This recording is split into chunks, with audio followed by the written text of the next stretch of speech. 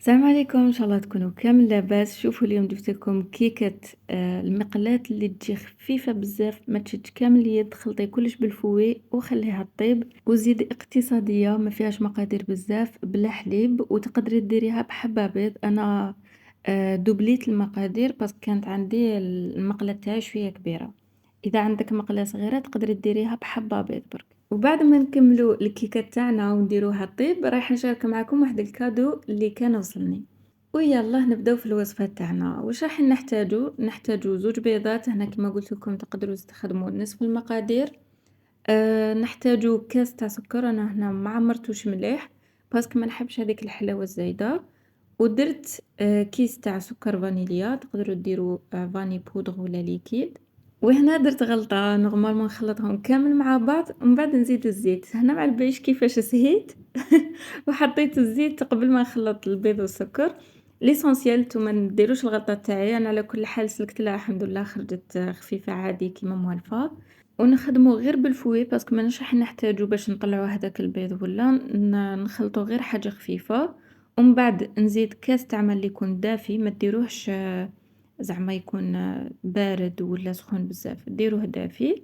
نخلطو كلش مع بعض، نزيد شوية زاز تاع سيترون مبشور الليمون وملعقتين صغار تاع خل، نخلطوهم هكذا مع بعض غير شوية. بعدها نزيد الفرينة، راح نحتاجو هنا زوج كيسان تاع فرينة. إذا درتو نص العبر ديرو كاس تاع فرينة، اسمع إذا درتو نص العبر نقصو كلش نص نص، قسموه على زوج. وهنا راني نغربل في الكاس الأول تاع الفرينة اللي درتو نخلطو، بعدها نزيد الكاس الثاني مع كيسين تاع خميرة الحلويات وغربلتهم كامل مع بعض وخلطت كامل الخليط اللي عندي حتى ولا متجانس. وهذا هو القوام اللي نحتاجه.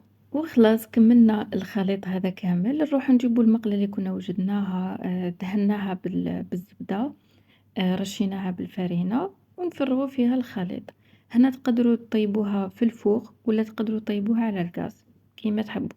وهنا استخدمت مقلة اللي تكون غابية شوية باسكو كي ندير هذاك الغلاق تاعها من بعد راكم عارفين الكيكة تطلع، وكي تطلع راح تحكم لي الغلاق، وكي نحيه تعاود تهبط باسكو توشات لاباط. تما باش نيفيتو نديرو مقلة اللي تكون هكذا غابية، سينو ديروها طيبوها في الفوغ. هنا كيما كنتو تشوفوا كنت نرولي في هذاك البابي باش نغلق به هذاك الثقب، علاش؟ باش طيب لي الكيكة تاعي على لافابور. وهنا كنت غلقت على الكيكة تاعي، خليتها طيب على نار قليلة، يعني خلوها شمعة هكذا باش طيب لكم من الداخل.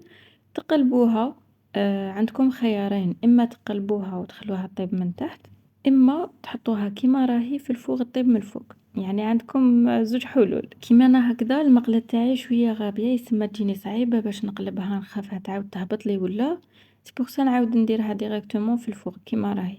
وهروح نوريكم الكادو اللي كان لحقني من عند هاد الصفحة اللي حنخليها لكم هنا. من بعد نروحو نشوفو الكيكة تاعنا النتيجة النهائية. هنا شوفوا، شفتوا هاد المنتجات اللي بحثتهم، كاين منتجات كيما هادو تاع البودينغ وكامل. هادو كي توصوها عليهم تجيبهم لكم، كي تعلن لكم بلي راحت لتركيا بيان سور. أما المنتجات الطبيعية هادو فمتوفرين عندها دايما، كيما باغ اكزومبل أنا واش عجبني كامل في هذا البوكس هو هذا البيبسي، مليح بزاف اللي يكون عندهم ألم في المفاصل ولا الشقيقة. يعني وين يكون عندك ألم تحطيها تحسيك شغل يجبد لك هذاك السطر، باسكو علاش مخدومة هي بالنعناع ويجي قاصح بزاف. وكي ديريها في بلاصة السطر باغ اكزومبل أنا سيتها مع شقيقة، كي ديريها ديري تدليك هكذا في مكان الألم، من بعد تحسي بلي راه يجبد لك في هذاك الألم شغل واحد الإحساس بزاف حلو. وبعدها نسيت كامل الشقيقة، يعني راحت لي ما عرفتش كيفاش. موالفة لازم نرقد باش غدوة من داك الصباح نلقاها راحت. ليسونسيال عندك هاد البرودوي وعندك هذا الصابون اللي يجيب الألياف الطبيعية، صابون طبيعي. ريحته بزاف تطول، سورتو شوفوا كي تدوشوا به ريحته بزاف تطول في الكور.